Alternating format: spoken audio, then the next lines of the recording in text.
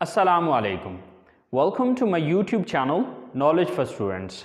Students, today we are starting the class number 36, and in today's class we are going to start future perfect continuous tense.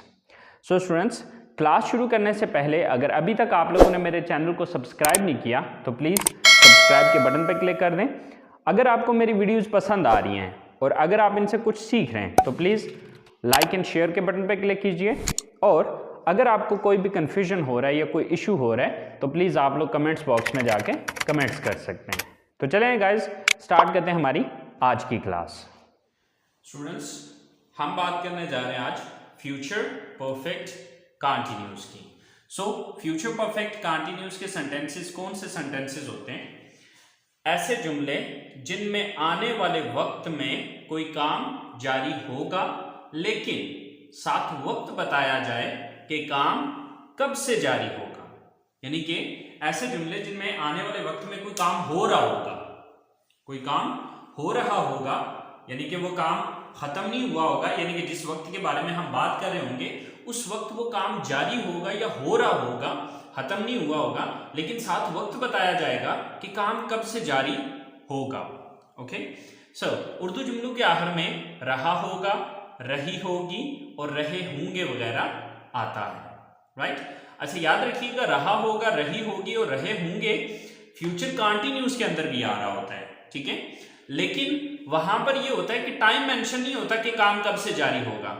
Future perfect continuous और future continuous के अंदर फर्क सिर्फ और सिर्फ इतना है कि फ्यूचर कंटिन्यूस के अंदर वक्त का जिक्र नहीं होता, लेकिन फ्यूचर परफेक्ट कंटिन्यूस के अंदर वक्त बताया जाता है कि काम कब से जारी होगा। लेकिन ये चीज याद रखिएगा कि वक्त के साथ लफ्ज से आ रहा होगा, ये बात आपने जहन में रखनी है, ठीक है।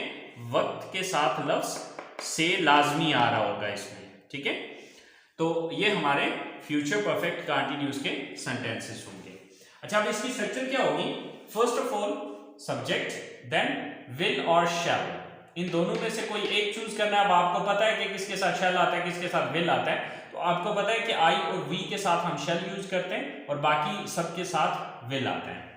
Then have been, then first form with ING, then object, then since और फॉर, इन दोनों में से कोई एक चूज करना होता है। तो अब वो भी डिटेल से मैंने पिछले क्लास के अंदर मैंने प्रेजेंट परफेक्ट कंटिन्यूस के अंदर ये मैंने डिटेल से बताया था कि वो कहां पर यूज होगा, ठीक है। सिंस कहां पर आता है और कहां पर फॉर आता है, तो उसके बाद फिर टाइम का जिक्र आएगा, ठीक है। अच्छा, अब तीन सेंटेंसेस मैंने लिखे हैं। जैसे कि हमारे पास सबसे पहला जो सेंटेंस है वो है माली सुबह से पौधों को पानी दे रहा होगा। माली सुबह से पौधों को पानी दे रहा होगा। So first of all we have to look at the subject. सबसे पहले हमने ये देखना है कि इस सेंटेंस के अंदर सब्जेक्ट कौन है, काम करने वाला कौन है। तो काम करने वाला कौन है यहाँ पे? माली। तो माली को इंग्लिश में कहते हैं गार्डनर, द गार्डनर। अच्छा, यहां पर याद रखना, इस दा में आपने कंफ्यूज नहीं होना। इंशाल्लाह दा की मैं डिटेल्ड वीडियो बनाऊंगा, ठीक है। लेकिन जब पार्ट्स ऑफ स्पीच को पढ़ेंगे तो वहां पर इसकी मैं इंशाल्लाह डिटेल्ड वीडियो बनाऊंगा। तो अभी फिल वक्त आपने दा में कंफ्यूज नहीं होना। अगर आप ना भी लगाएं तो कोई मसला नहीं है, चल जाएगा। द गार्डनर, देन अब गार्डनर के साथ विल आएगा, then have been, the gardener will have been, then first form with ING. तो अब यहां पर काम कौन सा करना है? पानी देना। तो पानी देना की इंग्लिश होती है वाटर, ठीक है। तो इसके साथ आईएनजी लगेगा तो वॉचिंग हो जाएगा। The gardener will have been watching, the gardener will have been watching. लेकिन किस चीज को दे रहा होगा? पानी किस चीज को दे रहा होगा? ऑब्जेक्ट क्या है यहाँ पे? पौधों को। सो पौधों की इंग्लिश होती है plants. Watching the plants. The gardener will have been watching the plants. उसके बाद हमने ये डिसाइड करना है कि सिंस लगाना है या फॉर। तो अब देख लेना है कि टाइम का नाम है या टाइम की तादाद है। तो वक्त का यहां पर नाम आ रहा है सुबह, सो यहां पर अब सिंस लगाना पड़ेगा। So the gardener will have been watching the plants, watering the plants since morning. So the gardener will have been watching the plants since morning. के जो गार्डनर है वो सुबह से पौधों को पानी दे रहा होगा। हमारे पास नेक्स्ट सेंटेंस है, धोबी 2 घंटों से कपड़े धो रहा होगा। सो सब्जेक्ट कौन है यहां पर? धोबी। तो धोबी की इंग्लिश है washerman. So the washer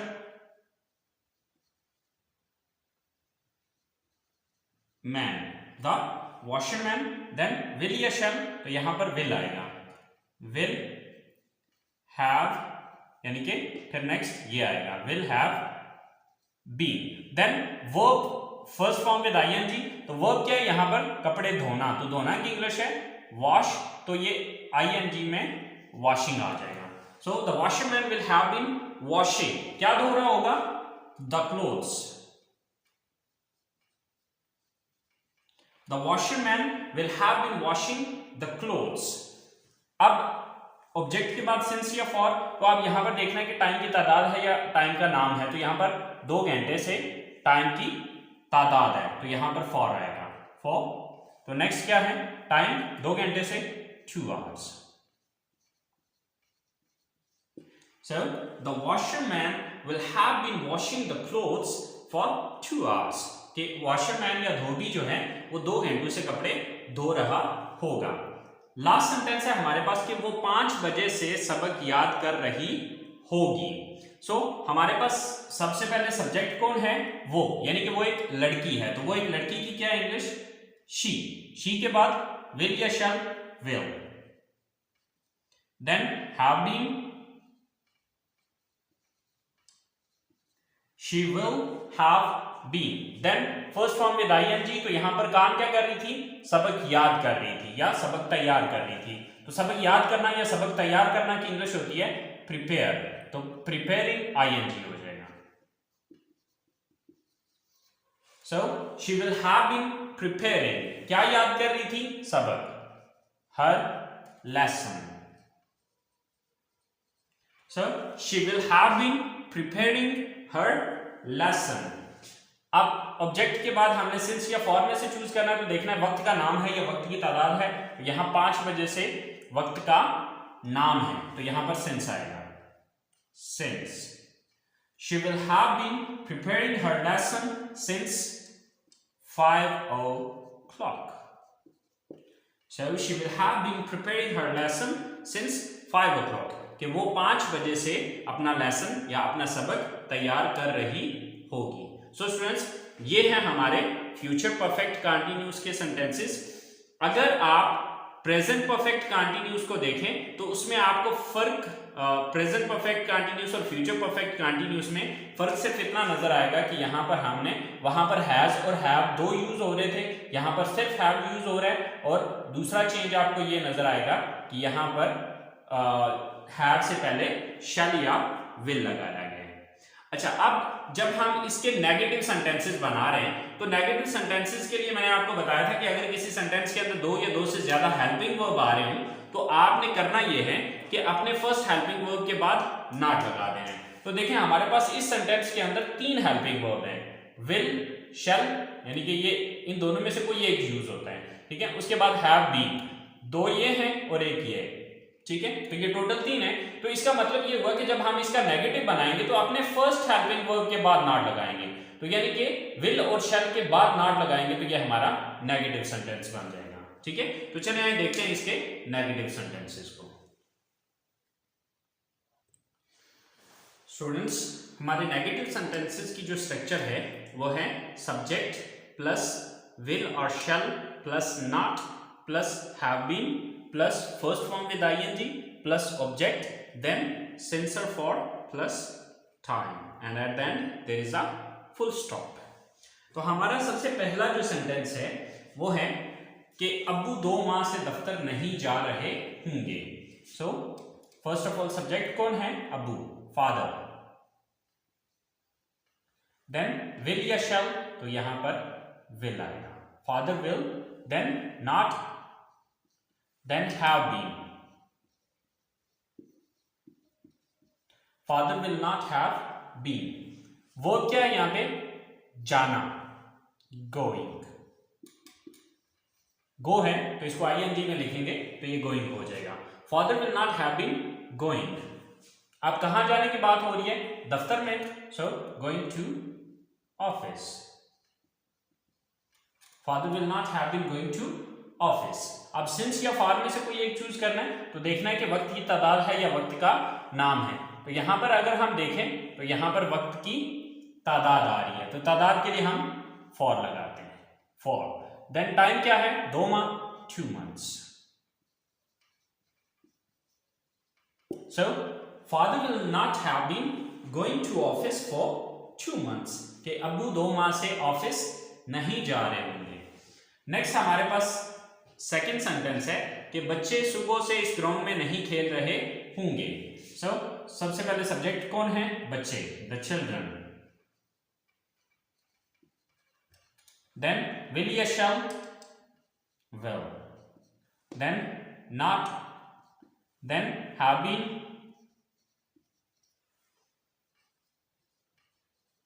children will not have been। Then verb क्या यहां पर, खेलना, खेलना की इंग्लिश क्या है, playing। The children will not have been playing, क्या नहीं खेल रहे होंगे, सॉरी यहां पर किसी गेम की बात नहीं हो रही, इस ग्राउंड में, इन दिस ग्राउंड।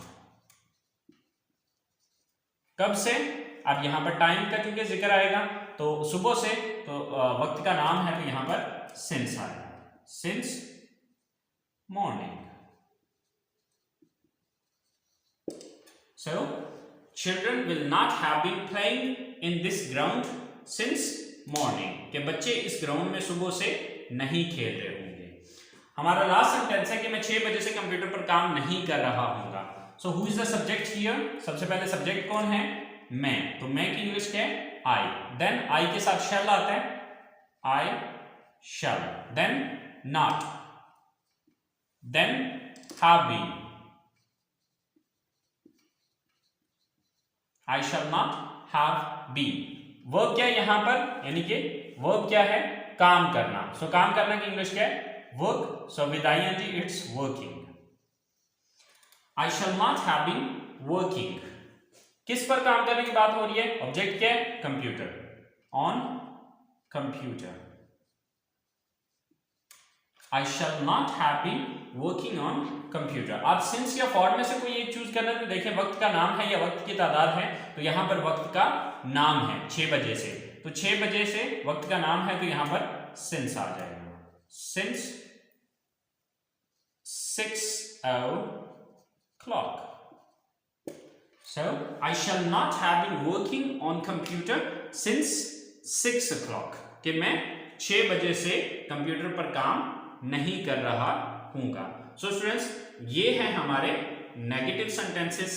अब जिस बंदे को नेगेटिव सेंटेंसेस बनाना आ जाते हैं उसके लिए इंटरगेटिव सेंटेंसेस बनाना कोई बड़ी बात नहीं है, कोई प्रॉब्लम नहीं है। उसकी वजह क्या है कि आपको एक फार्मूला बताया हुआ है कि जिस लफ्ज के बाद हमने नेगेटिव में नॉट लगाया होता है उस लफ्ज को उठा के सेंटेंस के शुरू में ले आए। तो यहां पर हमने नॉट किसके बाद लगाया था, यहां पर हमने नॉट यूज किया था शैल और विल के बाद। तो इसका मतलब है इसी शैल और विल को उठा के अगर मैं यहां पर ले आऊंगा तो ये मेरे नेगेटिव सॉरी इंटरगेटिव सेंटेंसेस बन जाएंगे। ठीक है, बाकी स्ट्रक्चर इसी तरह रहेगी। सबसे पहले विल और शैल आएगा प्लस सब्जेक्ट प्लस नॉट खत्म हो जाएगा, then have been plus first form with I N G और प्लस ऑब्जेक्ट, देन सिंस और for plus time.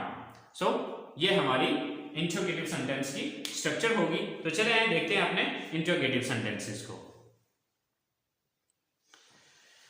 So students interrogative sentences की जो हमारी स्ट्रक्चर है, फर्स्ट ऑफ ऑल विल और shall plus subject, after that have been, then first form with ING plus object, then since और for plus time, at the end there is a question mark, right. So हमारे पास सबसे जो पहला sentence है वो है कि क्या आप सुबह से तिलावत कर रहे होंगे। सो फर्स्ट ऑफ ऑल विल और शैल, तो वो सब्जेक्ट को देखते हुए डिसाइड करेंगे। सब्जेक्ट कौन है, यू है, तो यू के साथ विल आता है, विल। देन सब्जेक्ट कौन है, आप, तो आपकी इंग्लिश क्या है, you. Then have been, will you have been. Then first form with ING, तो काम क्या कर रहे होंगे, तिलावत कर रहे होंगे। तो तिलावत करना की इंग्लिश क्या होती है, रिसाइट। तो रिसाइट की I N G form reciting. Will you have been reciting, किसकी तिलावत कर रहे होंगे, सॉरी इसका तो है जिक्र नहीं है कि will you have been reciting, आप सुबह सॉरी क्या आप तिलावत कर रहे होंगे। अब चूंकि ऑब्जेक्ट यहां पर नहीं है तो आप सिंस या फॉर नेक्स्ट लगाना है। तो आप सिंस या फॉर में से चूज करने के लिए हमें सबसे पहले देखना पड़ेगा वक्त का नाम है या वक्त की तादाद है, तो यहां पर वक्त का नाम है तो यहां पर सिंस आ जाएगा, सिंस। देन सुबह से morning. So, will you have been reciting since morning? क्या आप सुबह से तिलावत कर रहे होंगे। नेक्स्ट सेंटेंस है हमारे पास, वो क्यों 2 घंटों से इंतजार कर रही होगी। वो क्यों 2 घंटों से इंतजार कर रही होगी। अगर आप इस सेंटेंस को देखें तो यहां पर क्यों एक क्वेश्चन वर्ड आ गया है। तो आपको पता है कि जो क्वेश्चन वर्ड वाले सेंटेंसेस होते हैं उसमें हम क्वेश्चन वर्ड जो है वो सबसे पहले यूज करते हैं, उसके बाद ये स्ट्रक्चर अप्लाई करते हैं। तो अब क्यों की इंग्लिश सबसे पहले लगेगी, क्यों की इंग्लिश क्या है, वाई। देन सब्जेक्ट कौन है, वो। तो अब वो एक लड़की है तो शी के साथ विल आता है या शैल, डेफिनेटली विल आता है, शी विल। देन सब्जेक्ट के साथ सॉरी सब्जेक्ट कौन सा है यहाँ पे, वो एक लड़की है so she, why will she. Then have been, why will she have been। अब वर्ब क्या है, वेट, इंतजार करना। तो वेट की I N G form waiting. So why will she have been waiting। अब ऑब्जेक्ट यहां पर नहीं है तो अब इसके बाद हमें सिंस या फॉर में से कोई चूज करना है। तो देखिए यहां पर वक्त क्या है, 2 घंटों से, तो मतलब वक्त की तादाद आ रही है, वक्त का नाम नहीं है। तो वक्त की तादाद के लिए हम फॉर का वर्ड यूज करेंगे। सो वाई सॉरी वो क्यों 2 घंटों से इंतजार, ठीक है, ओके फॉर। तो अब इसके बाद टाइम 2 घंटों से 2 hours. So why will she have been waiting for 2 hours, कि वो 2 घंटों से क्यों इंतजार कर रही होगी। नेक्स्ट हमारा जो लास्ट सेंटेंस है वो है कि क्या हम 1 हफ्ते से अपना वक्त जाया कर रहे होंगे। तो फर्स्ट ऑफ ऑल विल या शैल, तो आप सब्जेक्ट पहले देखेंगे, सब्जेक्ट कौन है, सब्जेक्ट है हमारे पास वी, तो वी के साथ शैल आएगा। तो सबसे पहले हम शैल का यूज करेंगे। देन सब्जेक्ट कौन है, हम, we, shall we. Then have been, so shall we have been. Verb क्या है यहां पर, wasting. So shall we have been wasting. क्या जाया करने की बात हो रही है, ऑब्जेक्ट क्या है, अपना वक्त, और time. So will sorry shall we have been wasting a time. अब सिंस या फॉर, तो आप चूंकि वक्त का नाम नहीं है, यहां पर वक्त की तादाद है 1 हफ्ते से, तो 1 हफ्ते से वक्त की तादाद है, तो यहां पर मैं क्या यूज करूंगा, फॉर। नेक्स्ट टाइम लगाना है, तो टाइम क्या है, 1 हफ्ते से, for 1 week. So shall we have been wasting our time for 1 week? क्या हम 1 हफ्ते से अपना वक्त जाया कर रहे होंगे। So students, ये हमारे फ्यूचर परफेक्ट कंटिन्यूअस के इंटरोगेटिव सेंटेंसेस हैं। आई होप सो आपको पॉजिटिव, नेगेटिव और इंटरोगेटिव सेंटेंसेस की समझ आ गई होगी। अगर फिर भी आपको कोई कंफ्यूजन है, कोई मसला है, कोई चीज़ जो समझ नहीं आई है, तो आप लोग कमेंट्स में जाके कमेंट्स कीजिए, मैं इंशाल्लाह आपके कमेंट्स का जवाब दे दूंगा, ठीक है। और अगली क्लास तक के लिए अब मुझे इजाजत दीजिए, दुआओं में याद रखिएगा। इंशाल्लाह जिंदगी रही तो अगली क्लास के साथ मुलाकात होगी। अल्लाह हाफिज।